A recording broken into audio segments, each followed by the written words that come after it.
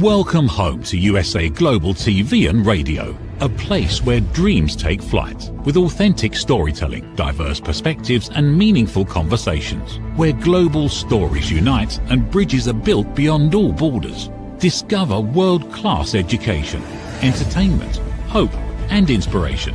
Together, we're building bridges worldwide. Subscribe to our channel, USA Global TV. Download our app, USA Global TV. Be our guest or join our team. Visit usaglobaltv.com. Thanks to our founder and executive producer, Dr. Jacalyn Kerbeck. Music score by Yeffy Tang from Cloud Road Music.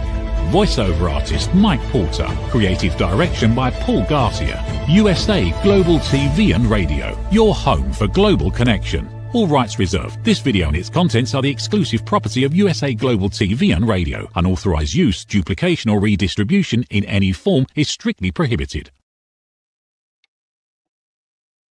Hello and happy March. Welcome to USA Global TV and Radio. I'm Dr. Jacalyn Kerbeck, and our show today is A Woman's Prerogative. And if you're thinking to yourself, oh, I don't really get it. It's a Sunday or Monday. It's not the usual day. No, it's not. We're actually broadcasting a special episode. It's so special because we're going to be talking about boundaries and why always being available is burning us out. Here to discuss this enticing, exciting topic is the star of our show. Her name is Mariska, and she is joining us all the way from Australia. She is a coach. She is an author. She is someone who always shows up when they're supposed to. She's very reliable and very responsible, and she's a great source of information for this topic. Let's welcome her to the show. Hello and welcome. How are you? Hello. Well, I am just so happy to be here. And yes, on our impromptu Monday/Sunday slot. Absolutely. And by the way, I almost said New Zealand. It's always like right there on the tip of my tongue to say that you're coming from New Zealand, but you are not. So let's not even go there. But for people who are joining us, hopefully we have a lot of new people joining us at this special time. Tell people about what you do and how you can help them. So what I do is I work with leaders within the realm of being a little bit more human in your space. Now, how does this look? Well, if you are within a leadership space, and this might be that you have a formal leadership space where you have moved from a specialization into leadership, or maybe you are moving up in your leadership space, or it might be that you're just the leader at home, right? We also lead our own life. So in whichever realm it is that you are showing up as a leader, doing that in a way where it's authentic, it is human, it is actually attached to what we want to do and how we want to show up in life, sometimes might be really, really tricky. And we might get into conversations, have relationships that might feel a little bit more difficult, where we don't necessarily show up the way that we want to, but more the way we are triggered to, especially in some situations. So that's where I help out, and both within the training as well as the coaching realm, to see how we can do that better and be better human beings and become the leader we want to also have in our life. So we start with ourselves and then work our way out from there. And that's what I do. And I'm also looking forward to this topic today because, well, boundaries, leadership, it all goes together. It certainly does. And it is interesting because there was a time in my life when I really thought it was important to be available as much as possible, to return all text messages and emails and phone calls right away.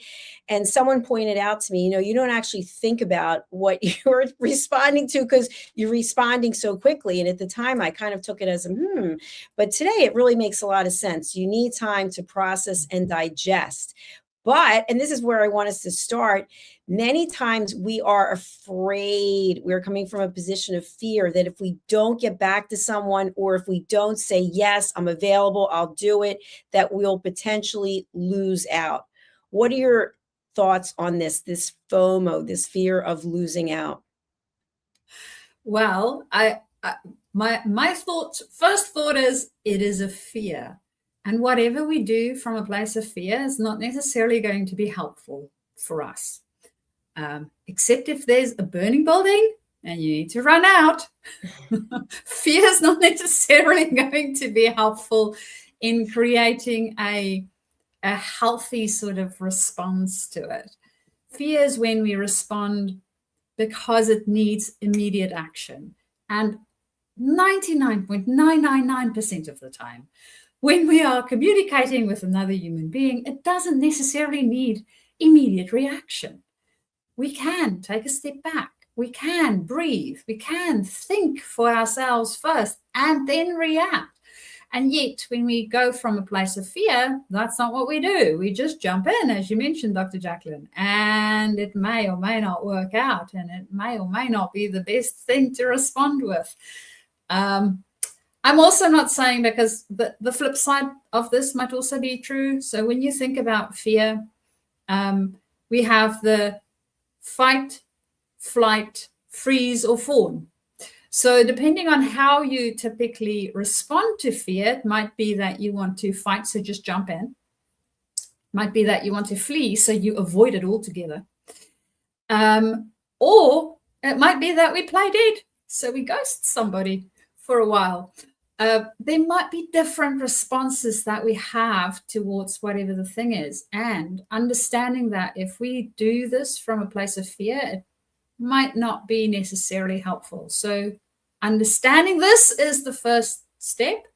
And then, of course, noticing it when we are in it, because yes, there's one thing to know it with the head. There's quite a different thing to experience it with the body. So that's my thoughts on this at the moment. Dr. Jacalyn, how about you? I definitely agree with you. I think that as we become more and more confident in our work and are acknowledged as being experts, we also get invited to do more things. And it's also, as a professional, as an entrepreneur, business owner, it's kind of like, well, where do you draw the line? Do you say yes to everything because you don't want to hurt anyone's feelings? Or I know for myself, I think to myself, well, I'd like to do something with this person, but what they proposed, although it sounds terrific, it's not really in alignment with what I'm doing. So you have to make those considerations because you don't want to isolate anyone. You don't want to offend anyone. But at the same time, we're talking about getting burnout. So if we are taking on everything that comes our way, we probably will get burnout and resentful. Oh, yes. Which is also not good, right? Because now we are bringing in some of that negative energy that will also not be helpful. So what do you think is behind this whole thing, aside from the fear of missing out? Because today we're talking specifically about women, and obviously we're generalizing. We're based on our own knowledge and our own experience. But as a woman, by being in a position where you want to do well in life, whatever your role is, you may take on other things. Even as a parent, you may take on things that really should be delegated to your spouse or your significant other, or even to the children. I know parents who do so much for their kids. They do their homework, they do their like all kinds of things, and the child never actually gets to experience what it's like to have that kind of pressure. But what they'll say, the parents will say is, you know what, I don't want them to have pressure. I've had pressure my whole life. I don't want them to have pressure. But the truth is, life is filled with pressure, and we get to choose how we show up. So if we don't ever get any training for it, how are we supposed to know how to deal with it? I am with you on that. And to me, if I do the thing that the other person needs to be doing, it's almost like I am taking away an opportunity for them, right? I am actually, it's almost, if you think about this in terms of food, I am literally taking all the food off their plate. So how the hell are they supposed to eat and live if I do that? So to me, it doesn't make sense. I want to expose them to as much learning as possible so that they are prepared for life. That's my job as a parent. That's my job as a leader. I need to enable the other person to be able to handle these things on their own. And the only way that they will be able to do that is for them to do it, not for me to do it. I can do it. I have already done it. I have done it 1,000 times. I know how to make models and how to work out the way the star system is supposed to be assembled on a project. It's not my job to do that anymore. It might be my job to guide. It might be my job to help them find resources if they don't have the resources. It is not my job to do. So that to me is very, very important. It's a very important way of thinking. And it's a shift that we need to make. Because if we don't make that, one, we will get burned out because we keep on putting everything on ourselves to help the other person, which we're not actually helping anybody, really. We're not helping them because we're taking the learning from them. And we're not helping ourselves because we have already learned it and now we are overburdening ourselves. So we're not helping anything, although we do it in the name of helping. So it is really a mindset. And I know for me in any case, especially within the female form that we have set up in the Western civilization. I don't know as much about the Eastern civilization, but it might have the same ringings of truth. We do have the role of nurturer. We do have the role of taking care of. Now, we can take care in different ways. And it doesn't mean that when I leave you to struggle, even though it might hurt me to see it, you still need to go through it so that you can learn the lesson that you need to learn. I've already learned that lesson. My lesson might be to look at you struggling, right? And wait for you to come and ask me for help instead of just jumping in every second that I see that you might be faltering. So it's partly, I think, the way that we've been growing up. It's partly some of our environmental elements. It might be some of our own things. I know for some people it feels a bit more difficult than others, and we might have a little bit more people pleasing in it, or we might have different things that plays up in it for us. So that's where I would go with that. And I think it is, as you mentioned, Dr. Jacalyn, a little bit more, most probably for ladies than it is for the guys. I am making a big assumption yet. It would be great to hear from the guys. What do you experience? It would be great. Anybody who's watching wants to drop a comment, and we'd love to hear what positive messages you have to say about your experience. The one thing that I think it's important that we discuss, because I do teach a course on setting boundaries, is when you're not used to setting boundaries, you may not be used to the, I'm going to say, feedback / fallout that you receive. So when you define your boundary and you excuse yourself from attending something, or you just provide the answer of no, because no is a complete answer, you may get feedback from the other person that it's very hard to deal with. And some of these scenarios can look like actually behavior that a child might demonstrate: screaming, yelling, kicking, jumping up and down, trying to get your way. And sometimes as humans, we will succumb to this. We will actually break down our barriers and whatever our commitment was to ourselves, and just to have peace. And this happens a lot with children, right? That's what children do. Sometimes they want to get their way and they will scream and yell, and the adult can't take it anymore. And finally they're like, here, take the candy, here, watch the TV, here, do whatever it is you want to do, because I can't take it anymore. But by doing that, we're teaching something, which is, if I scream and yell enough, you will give in. So Mariska, what are your thoughts about the fact that when we set a boundary and we provide the information, which is, thank you for the invitation, however, I am not able to attend, with no explanation, and the other person starts to lose it? How do you respond, or what would you share with our audience about how they can respond so they can still feel good about their decision? Well, one, I would think about what might be the responses that I might get. And as you mentioned, Dr. Jacalyn, I mean, there's a reason children does certain things, right? It works. It does. It's how it is. Kids are really good at knowing exactly what works. And for some people, it works better than for others, right? So in some cases, they'll be nagging and nagging and nagging and nagging and nagging and doesn't stop. So the person would give in. And in other cases, it might be that they get the silent treatment, and that has a reaction. So they understand what works with that specific person. And typically in our family relationships, those trigger points or hot buttons are a little bit easier to push because we've grown up with the people and we've learned some of these behaviors with them. But it also applies in the wider world. So understanding understanding for myself, what is my triggers? What sort of behaviors would trigger me to most probably give in if this is something that's really important to me? So if I'm a people pleaser and I don't want people to feel bad about stuff and I want them to feel good, I might give up some of my boundary and some of my things that I really believe in because I want to salvage the relationship, which may or may not salvage it, but that's the story I'm telling myself.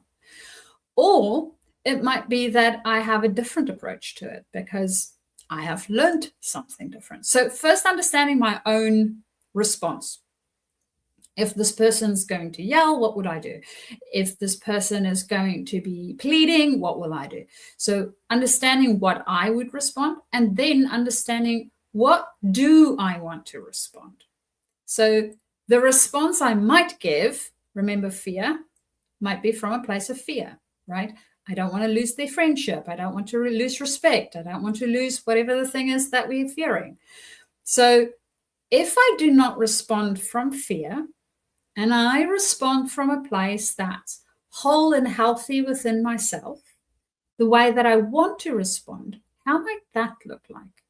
Even when this person might be losing it. Now, if they feel that yelling normally works for them, I don't need to subject myself to it, right? If they want to yell, I can't control them yelling, but I can control myself. And I don't have to stand in the room while they are doing it. I can tell them that, well, I have told you what I can and what I cannot do. And I'm seeing that you are having a bit of a response to this at the moment. So for now, I'm going to remove myself from the situation. And then when you have settled a little bit and thought about it, and we can have a calm conversation, I'll come back. And then we can have a calm conversation about it. So that might be a response.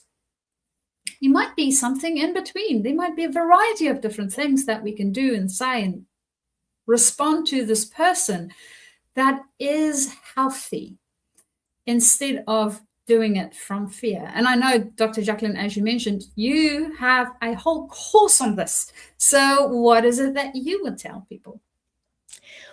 Thank you, Mariska. What I do tell people is, as we evolve and we work on ourselves and we realize that we need to set boundaries for many reasons, don't expect the people you interact with on a regular basis who are not doing the self work to actually be receptive, because now you're changing the dynamic of the relationship. And one thing that may happen is you may be called names. You're so this, you're so that, you're not willing to compromise, you're rigid, all these things that people may say. But the truth is, it's because the other person is uncomfortable with the boundary you have set. And when you have two people like us who do work on ourselves all the time, we respect that. We're like, wow, that's cool. She's got a boundary on that. I love it. We actually respect it, and then we respect ourselves. But when we're constantly saying, yes, yes, I'll do this, yes, I'll do that, or just agreeing with someone, at some point, I guarantee you, we will not like ourselves.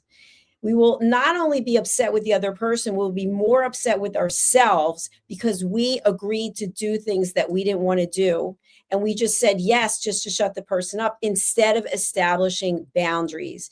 So, Mariska, the one thing that I always say to people is name calling is off the table. What you can say is, Mariska, I feel uncomfortable that you are saying no because you always say yes. And then Mariska, you could address that. What would you say as we're just role playing? Well, I might say something like, you know what? I actually had a bit of a thought about this. And to me, it is more in alignment to not do this, whatever the thing was, at the moment. And that's why I'm saying no. It just makes more sense for me. If I'm going to say yes, I know that my whole heart won't be in it.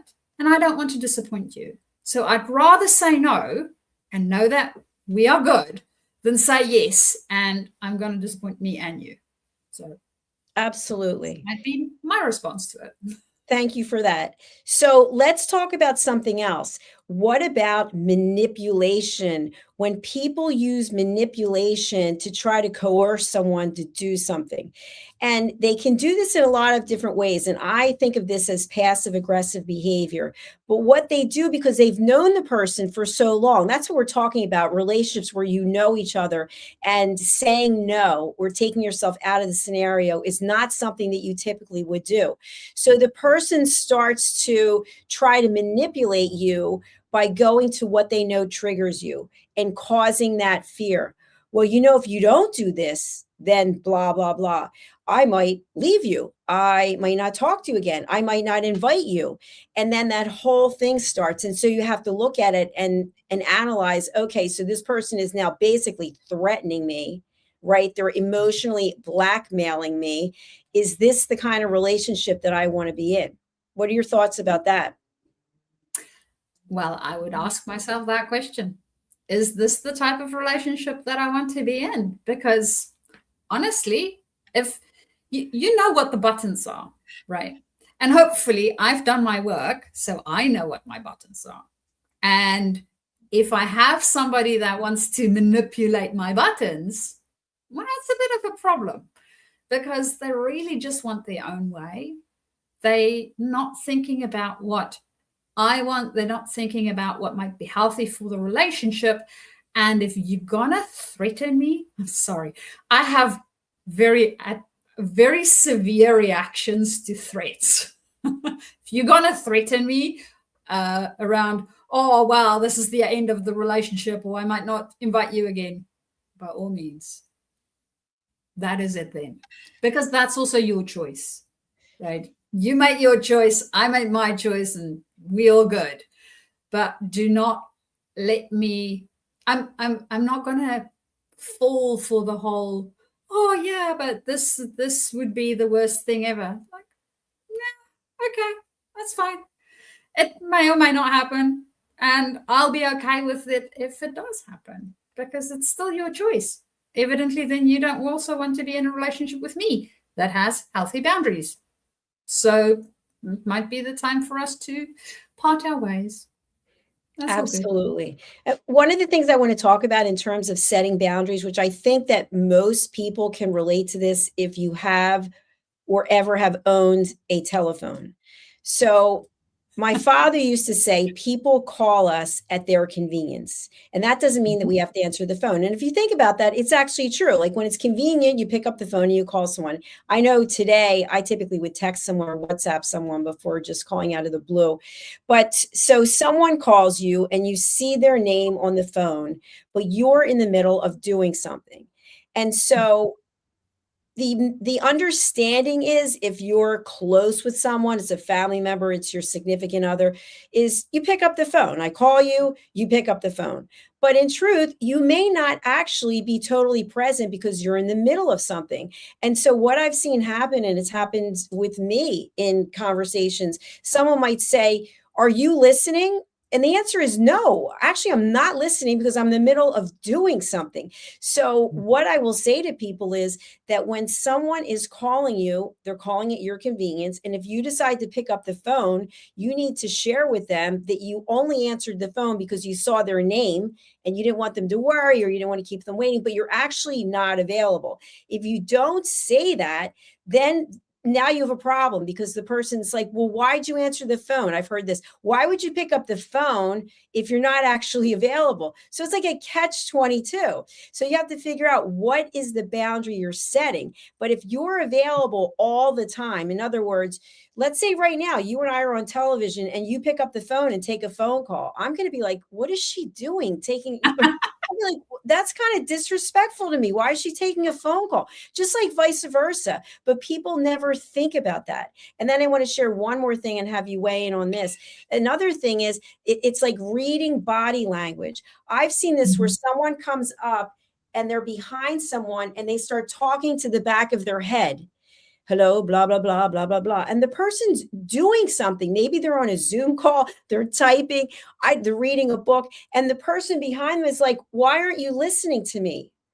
Well, why didn't you ask for permission? Why didn't you come around the desk, see that I'm doing something, go, okay. Or maybe pass a note, need to talk to you about something. But set a boundary. And I think that's what's important because it's about respect. And when we feel disrespected, all kinds of negative emotions can come up. And then you've got a problem potentially in the relationship. Thoughts? Yeah. It reminds me of our little Listening Lazy song. And it says very clearly in said song, for you to listen, you actually have to make eye contact. You need to look in my face, right? So if I'm speaking to the back of somebody's head, I don't know whether they're listening. I don't know what they're busy with. But if I go to the front of them and I can actually look them in the eyes and I can see that they're registering that I am in front of them, and I then speak, different story. And this is something that I know that most people would have had some interaction that didn't go as they thought it might because of exactly that, right? Either there wasn't a boundary drawn, they didn't listen properly, or they didn't get listened to for whatever reason. Might have been the wrong approach. And it's small little things. It is so small, and yet we can blow it up to be so big. And it can feel so huge. And yet, if we change those small little behaviors, it makes such a big difference. And I know that, I coach people on a daily basis. And while I'm in that conversation, I am 100% present. And yet, I know for myself, then it's the end of the day, my brain is tired, and I would ask my husband what he would like to drink, whether it's a coffee or a cool drink or whatever. And I might speak to the back of his head. Yes, I know, I do it too. Or I might only be listening with half an ear because my brain is already on what to make for dinner, next steps of something, right? So understanding our presence makes a difference in the interactions we have. And we cannot always be 100% present. To your point, Dr. Jacalyn, with phones, it is literally convenient for the other person to phone you. So if you answer the phone, do express whether this is a convenient time for you to speak or not. Telemarketers has a great way of doing that. They normally, well, not all of them, but I have found a few of them where they would say, so is this a good time for us to have this conversation? Typically, because it's a telemarketer, I would be, no, it's not, because I really don't want to talk to you, regardless of the conversation or whether it was a good time or not. But doing that with friends and family can really be helpful so that we can check in with them. Remember, it was a good time for us to phone. It doesn't mean that it's a good time for them. And no, they are not the secretary at a building where we are going to make appointments so that they have to be available all the time. It's not the case. That's not why they're sitting at their phone or why they answered it. They answered it because you are a loved one and they most probably just wanted you not to worry about stuff. So remember that. Absolutely. Mariska, I was teaching my course, Setting Boundaries and Asking Permission. And at the beginning of the course, this was in London, I asked all of the attendees to please put their phones away. And I remember one person got very upset and said, well, I have to have my phone out. And I said, you sign up for this course. It's called Setting Boundaries and Asking Permission. So what I'm saying to you is, unless you have children or elders that you are the only point of contact, I'm asking you for 2 hours to put the phone away. And this person couldn't do it, could literally not do it, and ended up taking phone calls during the class.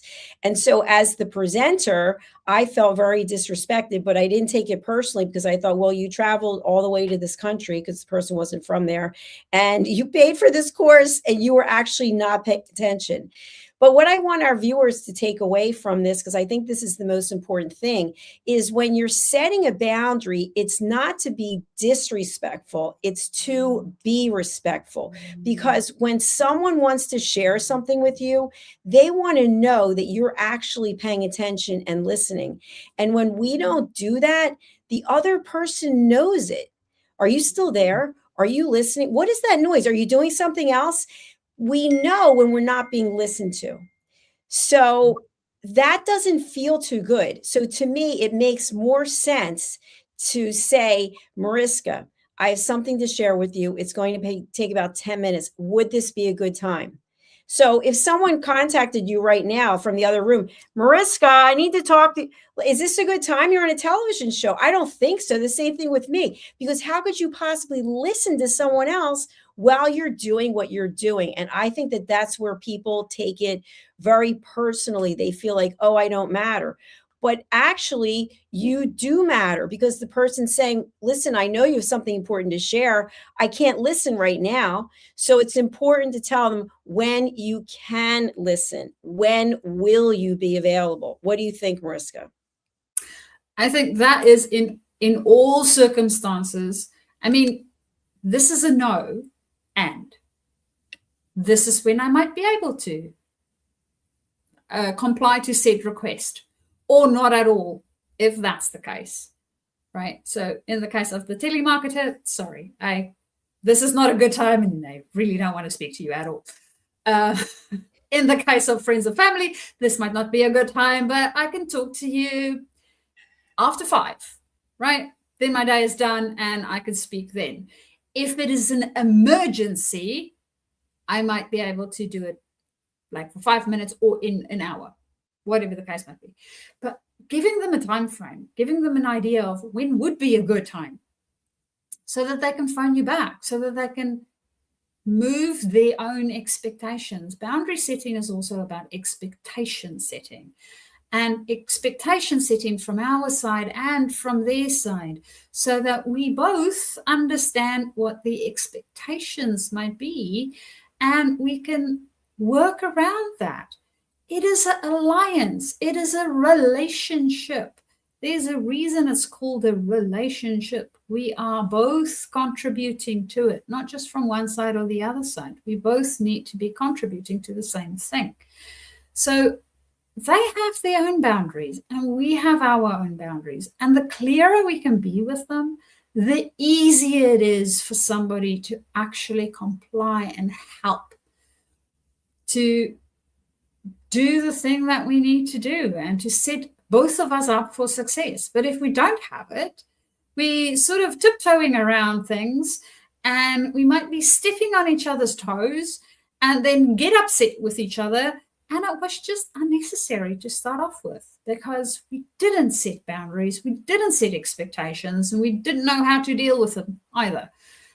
Best time to do all of this typically is when we are both in a good mood, before it goes to crap. Because at that stage, you might go into your fear responses of some sort. But if that isn't the case, then removing ourselves from that situation so that we can get into a bit of a calmer state would be helpful too. So that's where I come from with that. And to your point, Dr. Jacalyn, your story of said person being on the phone all the time. I remember going to a show once, and on stage, this performer expressly mentioned that no phones to be used while busy with the show. And the show, I think, was an hour and a half, right? So you pay so that you can go and watch a show. And then the person says very specifically, do not use your phone at any time during the show. There was one person that did. So, of course, the whole place is dark except for this one person having their little phone light on. The person on stage stopped and said, you there with your phone on, switch it off. I'm not going to continue until you do. And he waited and waited. And the person got very embarrassed, switched their phone off, put it away, and no phones were seen for the rest of the show. It's almost like the person's testing it to see, is this person really going to do what they said they're going to do? So I really admire that performer for being accountable, because I think that that's also something that comes up. People think, are they really going to do whatever they promise to do? So when you say you're going to do something, please do it. And I have an example to share that I know I've told you before, but when I was in corporate, I was part of a team and we worked on this huge presentation. It was about $5 million. And we went in to do the pitch to the client. And I was at the boardroom table and I was at this podium that was kind of, a half podium on top of the table. And the three people who were the highest ranking in the company were sitting in front of me. I had not met them. I met the other people that were helping out with giving the information for the proposal. And my boss was there. And so these three guys were on their phone. And I would say they were at least 25 years younger than I am. And they're on their phone. They never even looked up. They didn't look up to acknowledge me, to shake my hand. And so the person who was my main contact, she said, why don't you go ahead and present? So I just stood there and I didn't say anything. And everyone is looking at me. My boss is like, I can feel him looking at me. And so someone said, we're waiting. And I said, I understand that. I'm looking forward to this presentation. My team and I spent a lot of time preparing to give you what the solutions and recommendations are. However, these three gentlemen are on their phone. So the one guy looked up and he gave me a very dirty look, and I could feel like sweat trickling down my back. I could feel like my hair starting to get wet. Like I was getting very nervous. So I said to the guy, I said, I know how important your roles are in this company, and I'm sure you're not going to want to miss anything that your team and we have put together to give you resolution and help potentially increase your stock price. And then they put the phones down. But it was probably 8 or 9 minutes into the time that they allotted for me to present. And I felt like I was going to be sick, because to set that kind of boundary, they could have thrown me out. They could have said, hey, get out. But I was so happy because my boss and subsequently his boss, they told me that they supported me and that I did the right thing. But it's about setting a boundary. I'm not going to go through a $5 million pitch that we spent probably 6 months working on, and you are not paying any attention. Why should we even go through? Why waste another hour of time? But not everyone can do that.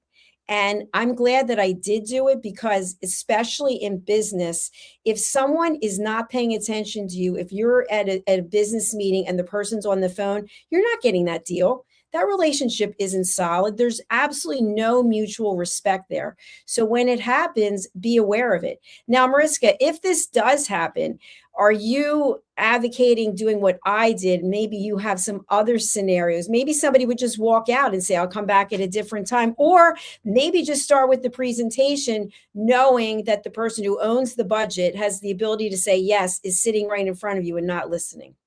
What would you do?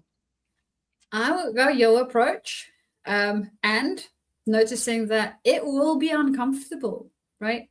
Also, one thing about boundary setting is the more often we do it and the more regularly we do it, the better we get at it. So understanding that is very helpful. So do practice this as often as possible. It's like a muscle of anything, right? The more we practice it, the better we get. The other thing that I would keep in mind is, as you said, Dr. Jacalyn, it's not, one, it's not a sign of respect, right? And two, they're going to miss everything. So if they are there and they are on their phones, my brain's going to, okay, one, do we need you in this room? because evidently there's something that's more important on your phone. So if you are not required in this room, I'll be okay with you excusing yourself and bringing in somebody that will be able to make the decision that needs to be made. Otherwise, put your phone away, because this is not the allotted time for it. It's the same as people having their PCs open while they are in a meeting.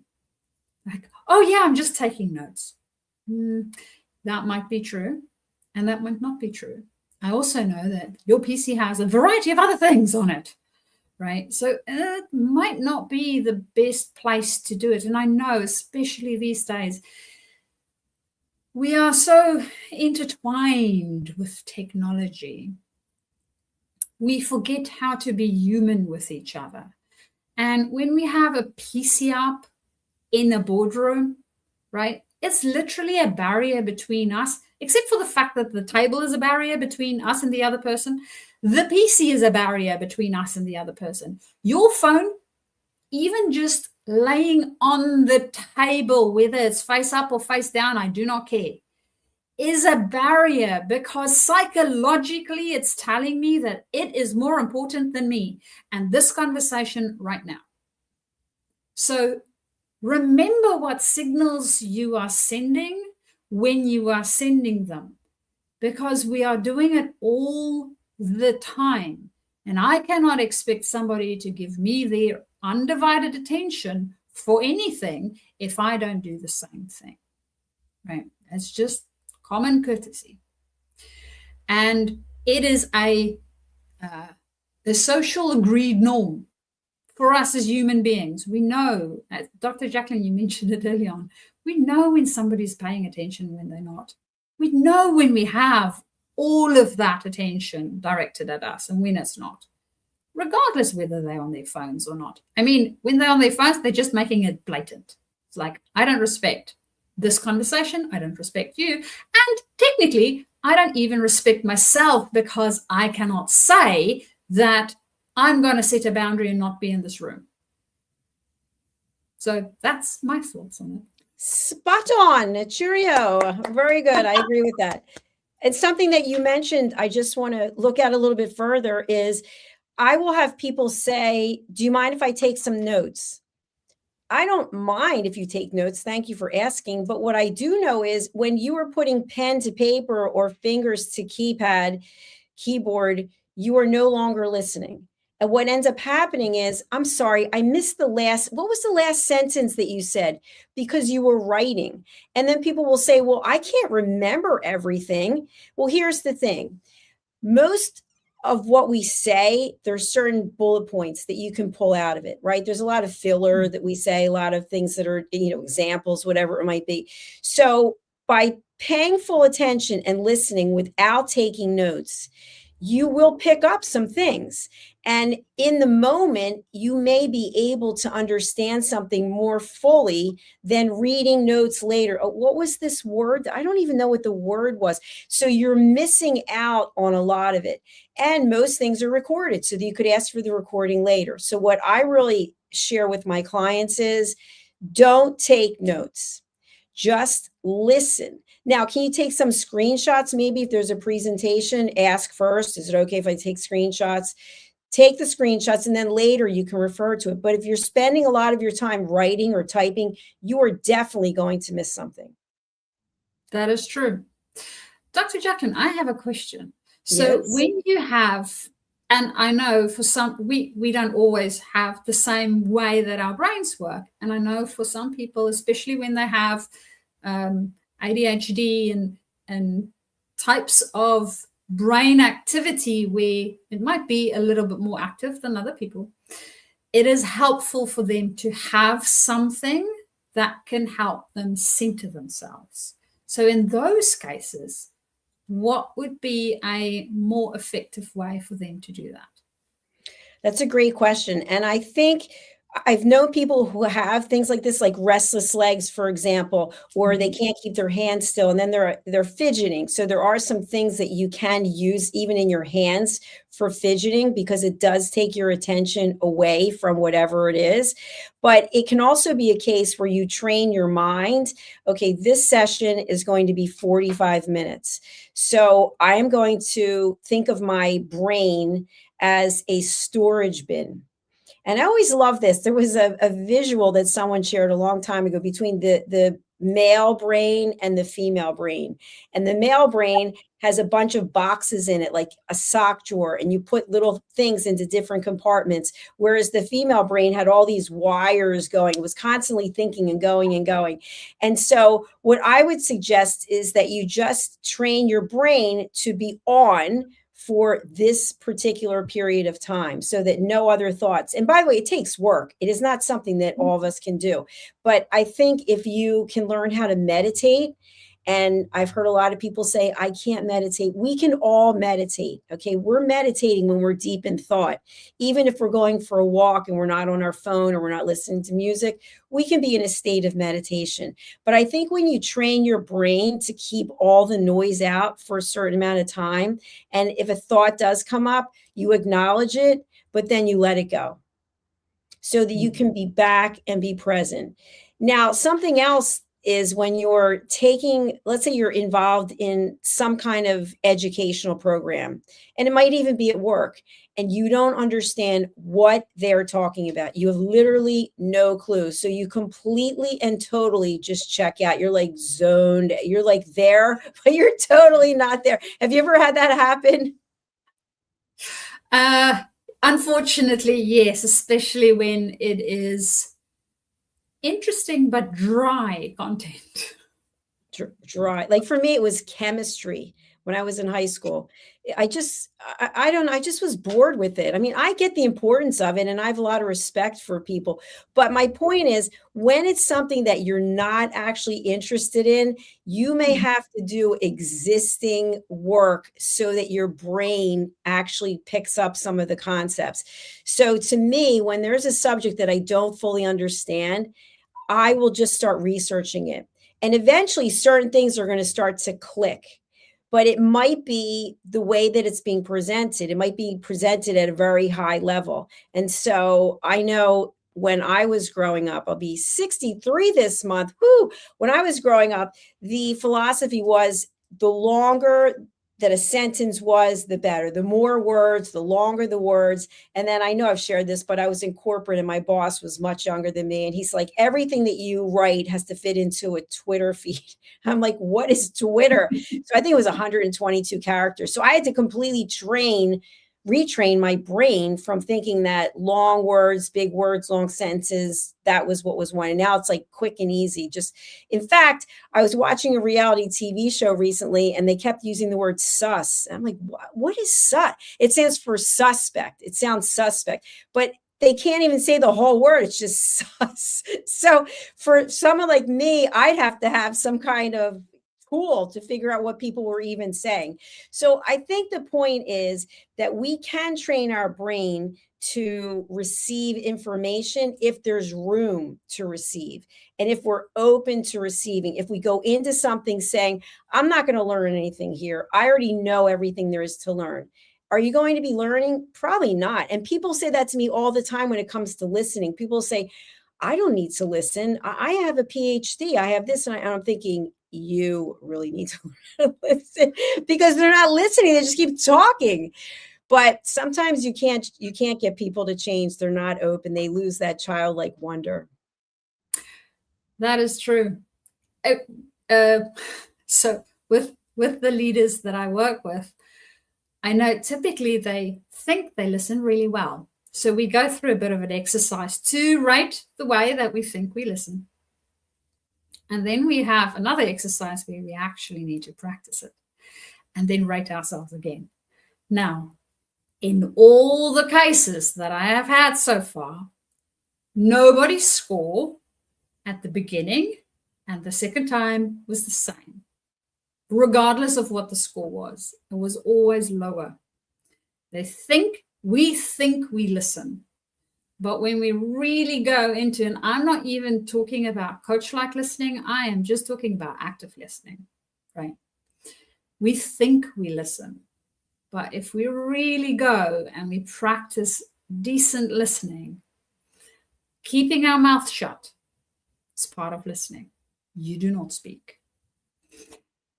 So doing that and not interrupt, just practicing it. We can test it out for ourselves. And I mean, if you want to lie to yourself and say, oh yeah, well, I'm the best listener on the planet, go for it.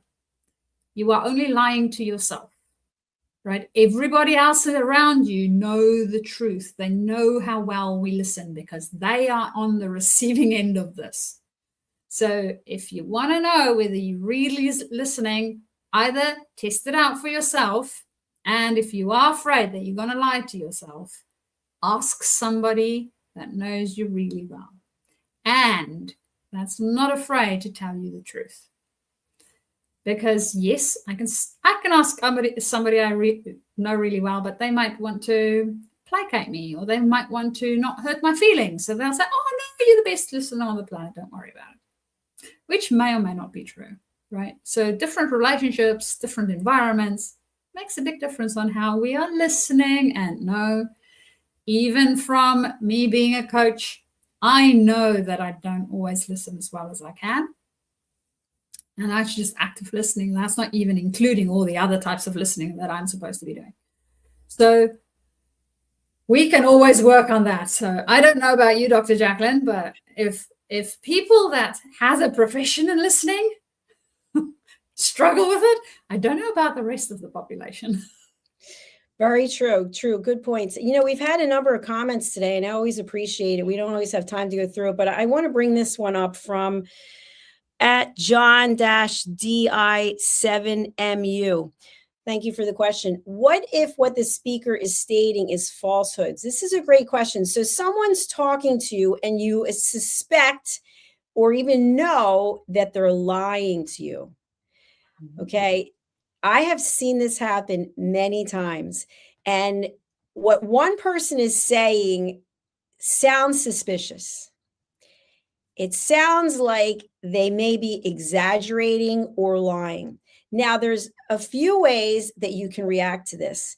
The first is, you're such a liar. All you do is lie. I can't listen to you anymore because everything you say is a lie. Okay, that is not going to help the situation. The only thing that's going to do is now pin you against the other person.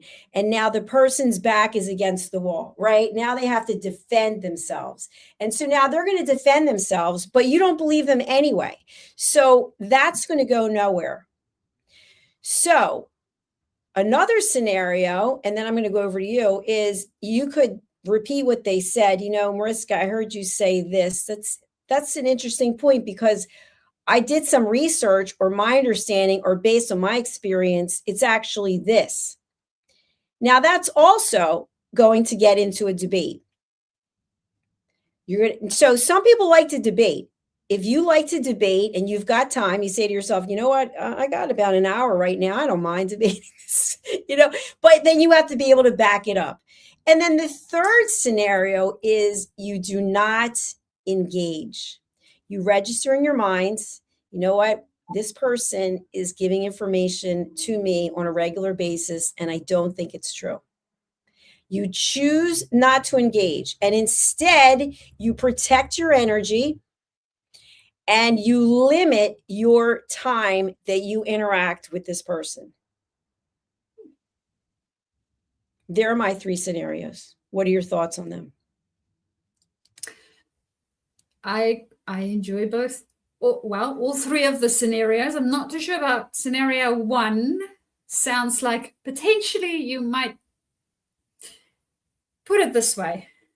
The intentionality of that scenario sounds like I'm just picking a fight. So could be. Some people like that, by the way. Some people like to pick a fight. Some people like to be right. It's like 1 for me, 0 for you. And by the way, you're welcome. Thank you for the question. So where I want to bring this all back to, I've shared this before, but so if you're watching Survivor season 50, okay, I love reality TV shows. So Survivor 50 is out now. Survivor 49, I'm watching the end of it. But at some point, someone needs to build a fire, right? To stay warm, you need a fire. So you have to have a flint, you have to have kindling, you have to, listen, I'm not a fire expert. I've never built a fire. Are you kidding me? I would light my nails on fire. Anyway, someone is building the fire, meaning they're setting the stage for the heat to start, right? So in the conversation, this person's lying. Okay, so it's starting to feel a little hot. It's getting a little uncomfortable because you know they're lying. So you have a choice. Do you step into the fire so that you get burned, or do you back away? Now, sometimes people might think, well, if I back away, that means that I'm a wimp, or they start defining themselves in terms, or, I'm too easy, or she always gets over on me because I don't stand up for myself. It doesn't mean any of that. It means whatever it is that you tell yourself. But I personally am a person of peace. I don't want to engage. And if I say to someone, I know that you're lying, it is not going to go well because I name called, first of all. And second of all, what is my proof? So even if I said, you know what, I've got 23 pages of information that show the exact opposite of what you said, where's the relationship going to go? Yeah. And they might have the same, well, not the same 23 pages, but they might have their own 23 pages of stating exactly the opposite. Exactly. Right? We don't know. We don't know. Every person goes from, well, the truth that they think is the truth. Whether it is universal truth or not is a different question altogether. But understanding what is it that they're actually seeing. And we might go with that curiosity. Do we need to agree with them? Nobody said we have to, right? There might be a small thing that's a truth within what they are saying, but the whole thing might not be the truth. So goes back to the question, and Dr. Jacalyn, you mentioned it too, around what's the relationship that I actually want to have with this human being, right? Do I want to build on it, or am I not too worried about it? And that means that maybe I want to let it go. And it doesn't need a fight for me to let it go. I can just let it go. That's right, because the only thing we have a choice of is protecting our energy. So if we want to spend all of our energy outing this person, so to speak, we can do it. So here's an example that I'm going to give. It just popped into my head, and I see we're like way over time, but that's okay because it's Sunday, Monday. So here's an example. You come home from work late, and your significant other says, you're late for dinner. I called you. You didn't answer the phone. What were you doing? And you say, you know what? It's interesting, but I stopped by the library. Oh, that is interesting. You don't go to the library. Yeah, I stopped by the library and I wanted to see if they had a book on whatever. And then your spouse says, well, where's the book? You know what? Actually, I just skimmed through it. I didn't take it out. I left the book there. So in the meantime, you actually stopped at a bar after you went to the library. You maybe even drove by the library. You went into the parking lot, right? So there's some truth about the library, but it's not the exact truth. But you eliminated mentioning that you stopped for a drink because you knew if you mentioned it, it wasn't going to go over well. And you didn't pick up the phone because you were drinking, there was loud music, and then the person would know. So you told a partial truth. And that's what people do. We take the story and we massage it so it fits in with what we want people to know. And here's a perfect example. This just happened today. So the woman who was abducted, Nancy Guthrie, you may have heard of her, 84 years of age. I was on TikTok today, and there was a whole video that they found her body in a pond. And there was a film crew following whomever. And I thought to myself, that's interesting because I didn't see that on the news. I just watched the news. So I started going through all the different news stations that I look at on my phone because I don't watch network news. And none of them covered this story. And I realized, you know what? That story was a complete lie. That was artificial intelligence. But someone will believe that that's the truth. So what I suggest is this, and then I'm done on my soapbox for this topic. which is decide where you want to put your energy. If someone is not telling you the truth, then that should signal something to you. Maybe they're not someone you can trust. Maybe they're not someone you have in your inner circle. What if they're already in your inner circle, you're saying? What if they're already one of your family members? You have to be cautious. But by confronting them, the only thing you're going to do is you're going to put a wall between the two of you. Is there any way to overcome that wall? Yes, if they are open to it. You could have a conversation, Mariska, I just wanted to know if we could have a few minutes to have a real heart-to-heart. Are you open to that? I am. You're open to that. Great. Well, the last time we had a conversation, you said something about this pen being green.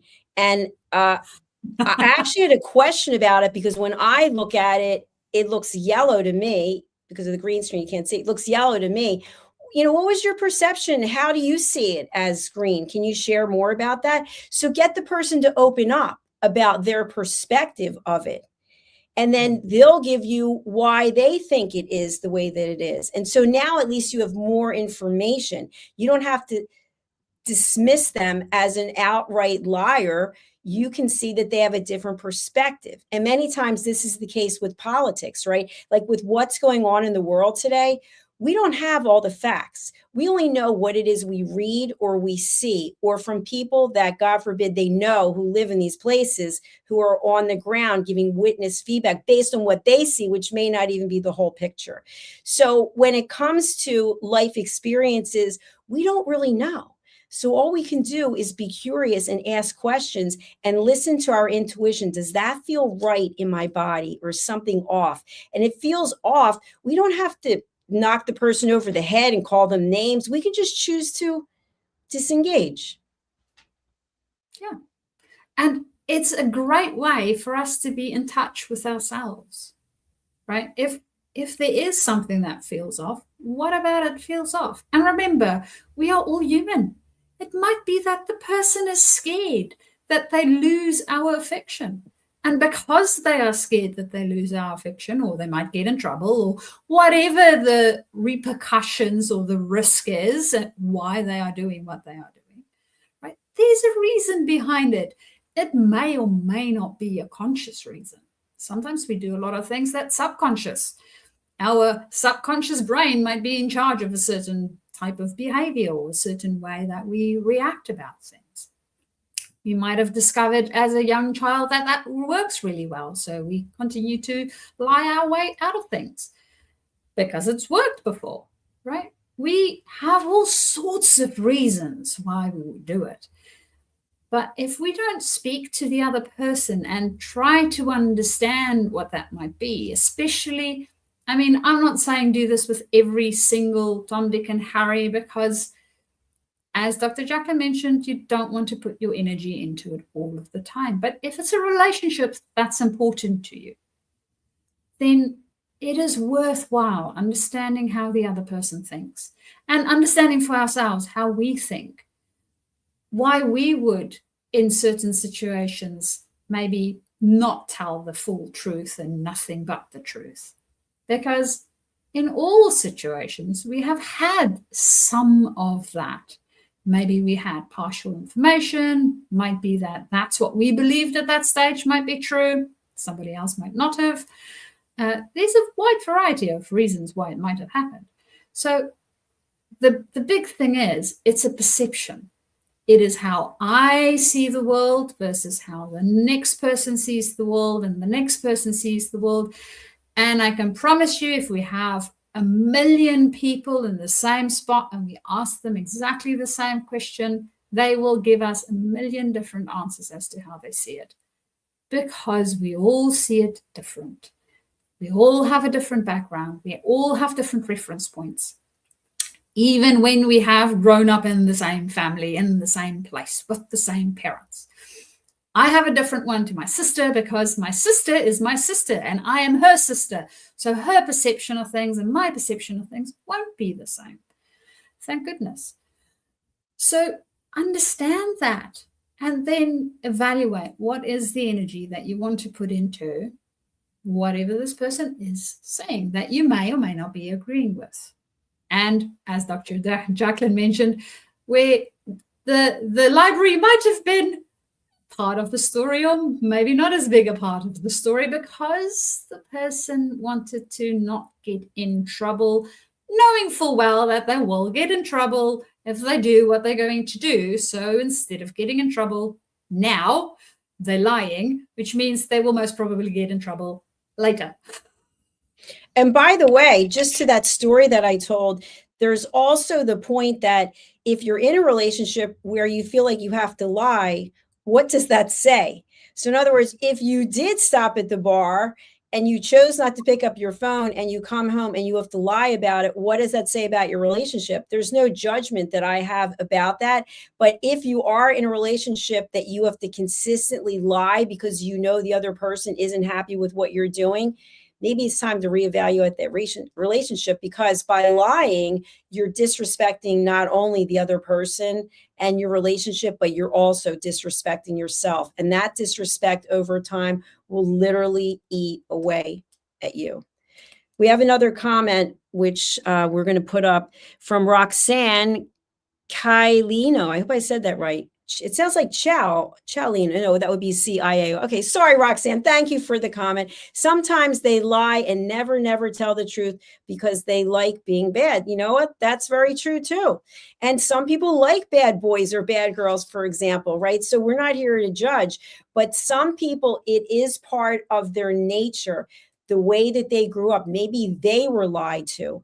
Maybe they grew up in a situation where the only way that they could get ahead was to lie. Maybe their upbringing, whatever the case, we don't know. So it's not for us to judge and it's not for us to condemn. It's for us to figure out what we can accept and what we can't accept. And Mariska, I want to close out on this point because I think it's really important, is someone like you and someone like me, we've done a lot of work. We do a lot of work on ourselves, personal and professional development, right? Education. Not everyone's doing it. If you're watching our show, you might be hearing some of these things like setting boundaries. You know what a boundary is, but maybe you've never actually thought about it in your own life. These might be new concepts. So you have to be in an understanding position that not everyone is exactly where you are. Not everyone will understand what it is we're even talking about today. In fact, we got a few comments from people interesting. I don't understand. Right. Not everybody understands. It's a learning process. But if you feel burnt out in your life, if you find that you are the yes person, yesing everyone to death, and you are exhausted mentally, physically, spiritually, whatever the case may be, you can change that. And it's not going to happen overnight, but you can start to take steps and say, you know what, just like a house might have a fence, right? There's boundaries that we can actually see. When you cross a state line, for example, there's a boundary. We can have boundaries in our life to protect us and to protect other people. There's nothing wrong with that. It's actually a healthy thing, setting boundaries. So if you want more information about that, you can reach out to Mariska, or you can reach out to me. And thank you, Roxanne. Roxanne wrote, right. Thank you. Thank you for joining us. Mariska, before we go, I just want to ask people, because we have some new people here. We've got a lot of comments that I didn't have time to put up. But if you would please subscribe to our channels, USA Global TV and Radio and Dr. Jacalyn Kerbeck, we'd really appreciate it. Even though we're streaming many other places, we'd really love to have you. Maybe this is a better time for us than the time we were doing. I don't know. But Mariska, what is the best way for people to reach you, and who is a good client for you? So, best way to reach me, you have a couple of options. So, firstly, you can try my email address, which is down at the bottom there or up the top, depending on which screen you are using. So, email address is Mariska, Mariska, at Journey, JOURNEY, 2, discover, DISCOVER.com. So that's the email address. You can also find me on my website, which has a little fill-in form that you can fill in, and then it sends me a message so we can get into contact with each other. Or alternatively, you can also find me on LinkedIn. So on LinkedIn, you'll find me under Mariska du Preez, or just DU if you are not a close enough friend yet. There you have my profile picture, so you know that you have the correct Mariska there. And on LinkedIn, you can send me a direct message and we can start our conversation that way. So who is it that can contact me? As I mentioned earlier on the show, whether you are a formal leader, so maybe you have stepped from a specialization into leadership and you want to know how to be a better leader in that space, because instead of doing the work yourself, you have a whole team that can do that for you or with you, and you want to enable them to do that. Or you are stepping up within your leadership space. We always need to think about leadership a little bit different as we step up within our leadership space. Or you are just leading in your own life. Doesn't really matter which one of those it is. If you have anything that you want to work with in that space, whether it is relationship building, whether it is communication, or just bringing more humanness into your space so that you can connect with the other human beings around you, really relationships there, and yourself, and bringing some boundaries into your space. That is people and who can contact me. And I look forward to hearing what it is that you want to work on and how we can work together to make you the leader you want to be. Thank you so much, Mariska. I really appreciate it. And for those of you who are new to our channel, we have over 60 shows. We are in 60 countries and we're in 3 languages, German, French, and English. And this show is normally Thursdays at 7 p.m. Eastern time, which is Friday. What time your time in Australia? At the moment, 11 a.m., but that will change soon because you guys are having your time change, I think, next week. And then we are having ours, I think, somewhere in April. I can't believe it's time to change the clocks again. So what time will it be after the clock change in Australia? So in Australia, then it would be 10 a.m. on the Friday. And then once our clocks has changed, it will be an hour earlier than that. So yes, on the Australian side, it's continuously changing, but on the US side, it's always 7 p.m. Fantastic. Thank you so much. And thank you, Roxanne, for subscribing. Yay! We really appreciate you. All right, Mariska, I bid you an adieu for your Monday. And I hope you have a great afternoon and evening. I really appreciate it. And I look forward to chatting with you later. Well, me too. And thank you to Roxanne and everybody else that's been joining us for the show today. Absolutely. Made it fun. Bye, Mariska. Bye for now.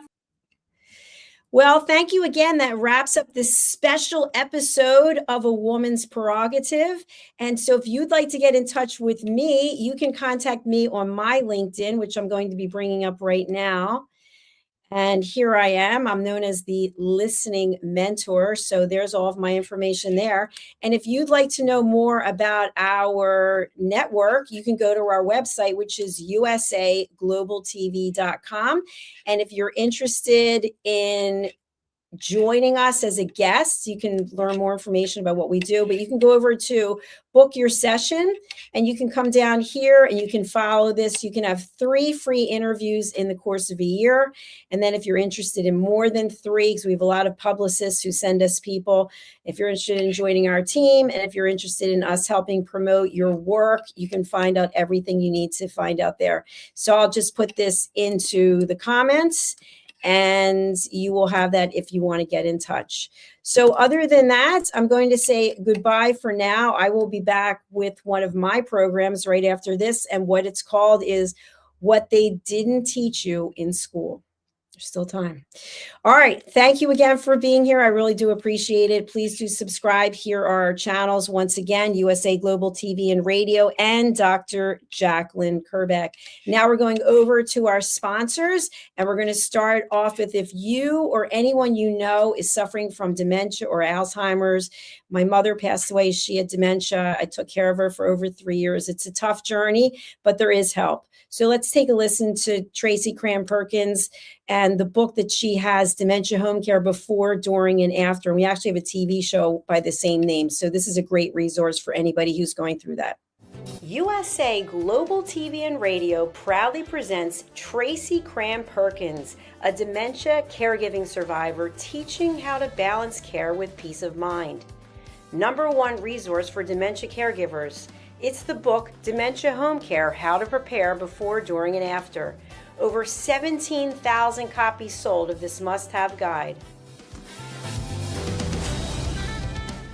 And now a testimonial from Tracy Smith. If I was to describe this book to someone who is going through a similar situation, I would underscore how important it is to have some sort of a tool or a guidebook to help you through certain stages. And there's so many, it's such an unknown topic to the average person. And to have this as a reference is essential. It's going to help you get through it personally, as well as help your loved one manage. To learn more, go to tracycramperkins.com. Tracy Cram-Perkins is an award-winning author. She's also the host of Dementia Home Care television show. Watch it here on USA Global TV and Radio. In a noisy world, true connection begins with listening. Elevated listening transforms every conversation in just 5 simple steps. Pause and breathe. Set your intention. Listen with curiosity. Reflect back. Agree on one next step. Join the Listening Mentor on Let's Finally Talk with Dr. Jacalyn Kerbeck, the Listening Mentor, where we help you find inner peace, one conversation at a time. Streaming every day, Let's Finally Talk TV show with Dr. Jacalyn Kerbeck, only here on USA Global TV and Radio. Subscribe to our YouTube channels to watch and engage with all our content.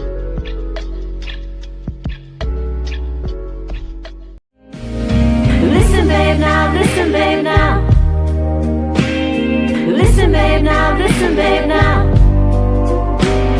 Listen, babe, now, listen, babe, now.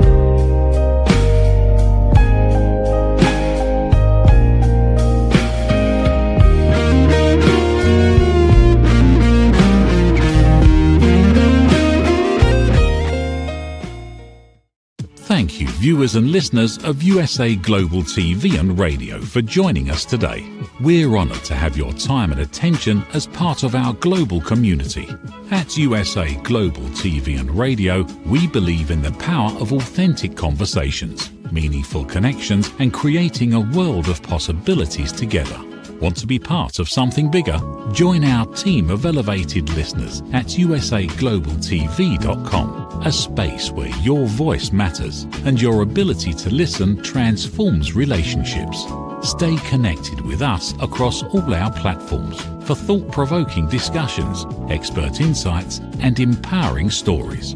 Subscribe to our channels at youtube.com/c/USA Global TV. Follow us on social media and explore the endless opportunities we're creating for growth, learning, and inspiration.